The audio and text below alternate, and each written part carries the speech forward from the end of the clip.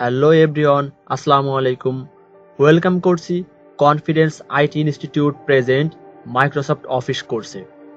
আমি আপনাদের সঙ্গে আছি Al Amin Molla, UX UI designer and social media manager, director and instructor, confidence IT institute. তো চলুন আমরা দেখে নেই 21তম ক্লাসে আমরা আজ কি টপিকসগুলো নিয়ে কথা বলবো। প্রথমে আছে পজিশন, ওয়ার্ক টেক্সট, অ্যালাইনমেন্ট, এরপর হচ্ছে rotate, crop, table of contents. আমাদের চলে আসতেছি হচ্ছে রিভিউ মেনু, রেফারেন্স মেনুর ভেতরে, এবং অ্যাড টেক্সট, দুটি আমাদের রেফারেন্স মেনুর মধ্যে। তো চলুন আমরা প্র্যাকটিক্যালি কাজগুলো একটু দেখে নেই। তো প্রথমে আমি মাইক্রোসফট ওয়ার্ডকে চালু করে নিচ্ছি।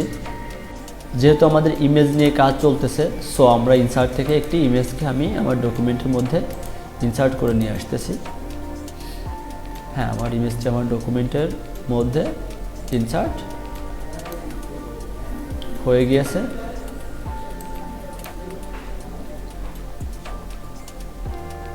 প্রথমে ছিল ইমেজটির পজিশন নিয়ে কথা। আমি ডকুমেন্টকে ছোট করে নিচ্ছি। এটা হচ্ছে আমার পজিশন। পজিশনে গেলে আমি 9টা পজিশন পাবো। এই পজিশনটা হচ্ছে আমাদের টপ লেফট, মানে হচ্ছে ইমেজটি আমার ডকুমেন্টের লেফট সাইড এবং টপ পজিশনে থাকবে। তারপর হচ্ছে টপ সেন্টার, ইমেজটি সেন্টারে থাকবে টপ সাইডে, এবং হচ্ছে রাইট টপ অর্থাৎ উপরে, এবং হচ্ছে বাঁ পাশে, ডান পাশে। এরপরে হচ্ছে লেফট সেন্টার, অর্থাৎ ডকুমেন্টের মাঝে কিন্তু পেজের বাম কর্নারে। হ্যাঁ, এই পেজের বাম সেন্টার সাইডে, টোটালের সেন্টার পজিশন একেবারে মিডিলে, টোটাল টপ বটম সবভাবেই। এবং হচ্ছে সেন্টার রাইট, এটা হচ্ছে বটম রাইট, সেন্টার বটম, এবং হচ্ছে লেফট বটম।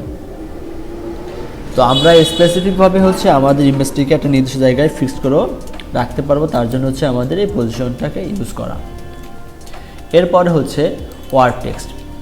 ওয়ার্ক টেক্সট থেকে হচ্ছে মূলত আমরা ডিফাইন করব যে আমার ডকুমেন্টের মধ্যে যদি কোনো কন্টেন্ট থাকে, আমি এখানে একটা কন্টেন্ট লিখে নিচ্ছি।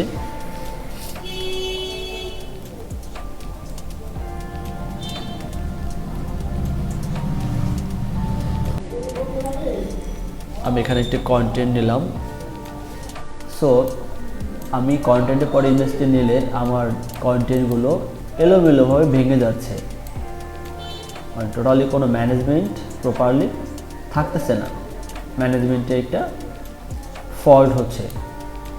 সো আমি এটাকে ডিফাইন করার জন্য বা প্রপারলি অ্যারেঞ্জ বা অ্যালাইনমেন্ট করার জন্য হচ্ছে ওয়ার্ক টেক্সট থেকে, যদি আমি এখানে অনেকগুলি প্রিসেট আছে, আপনারা একটি একটি করে দেখে নিতে পারবেন। তবে বেসিক্যালি আমরা কথা বলতেছি হচ্ছে বিহাইন্ড টেক্সট নিয়ে। বিহাইন্ড মানে হচ্ছে নিচে, অর্থাৎ যখন আমি বিহাইন্ড টেক্সট চুজ করব, ইমেজকে সিলেক্ট করে, তখন আমার ওই ইমেজটি টেক্সটের নিচে চলে যাবে। আর যে ইন ফ্রন্ট টেক্সটে ক্লিক করি, তাহলে ওই ইমেজটি টেক্সটের উপরে চলে আসবে। টেক্সটের কোনো এলোমেলো হচ্ছে না, টেক্সটের জায়গায় স্থির পজিশনে আছে। তো আমরা এভাবে একটি একটি করে চেঞ্জ করতে পারি।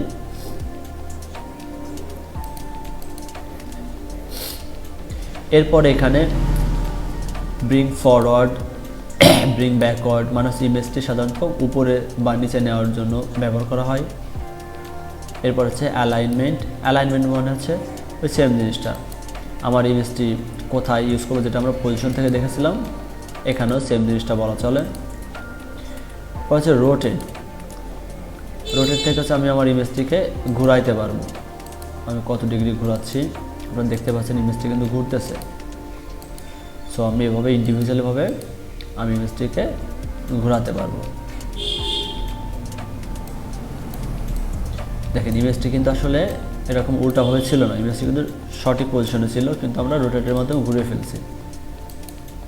আমি এখন এটাকে আবার আগের মোডে নিয়ে আসি। হ্যাঁ, ডান।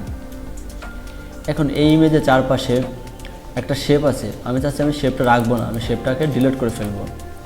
তার জন্য আমি কী করতে পারি, ইমেজটি সিলেক্ট করে ফরম্যাট থেকে ক্রপে ক্লিক করতে পারি, অ্যান্ড ক্রপে ক্লিক করলে এই যে চারপাশে যে কালো কালো একটা চিহ্ন আসছে, আমি হচ্ছে এই চিহ্নের সাহায্যে আমি ক্রপ করে ফেলতে পারি।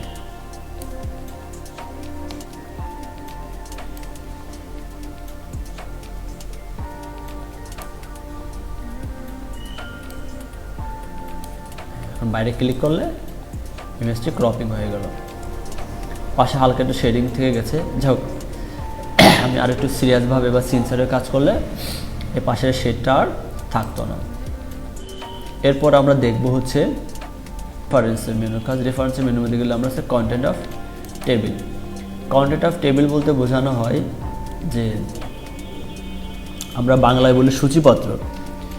আমাদের বইতে একটা সূচিপত্র থাকে, আমরা যদি চাই আমাদের ডকুমেন্টেও আমরা সূচিপত্রের মতো আর ডকুমেন্টের হেডিংয়ের সাথে পেজ নাম্বারের একটা মানে কন্টেন্ট মেনটেন করব, তাহলে সেটাও আমরা এখান থেকে মেনটেন করতে পারবো এটার মাধ্যমে।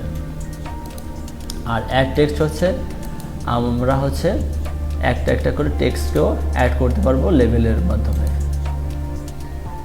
তো ভিউয়ার্স, নেক্সট টিউটোরিয়াল দেখার জন্য আমন্ত্রণ জানিয়ে এখানে শেষ করতে, সবাই ভালো থাকবেন, সুস্থ থাকবেন। আসসালামু আলাইকুম।